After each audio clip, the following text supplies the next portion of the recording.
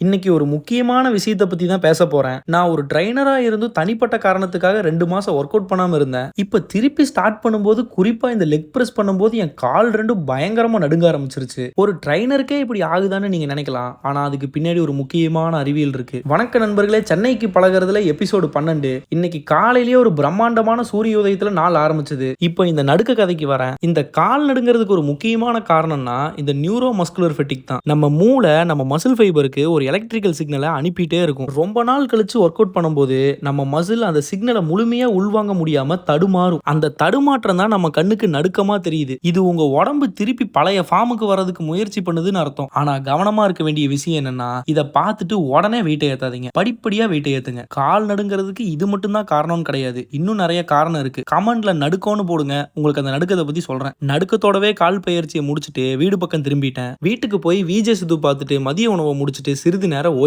ஓய்வுக்கு அப்புறம் கிளம்பி போன இடம் தான் ஒரு தரமான இடம். வீட்டுல இருந்து வெறும் 100 மீட்டர் தொலைவுல மங்களேரி பார்க்னு ஒரு பார்க் இருக்கு.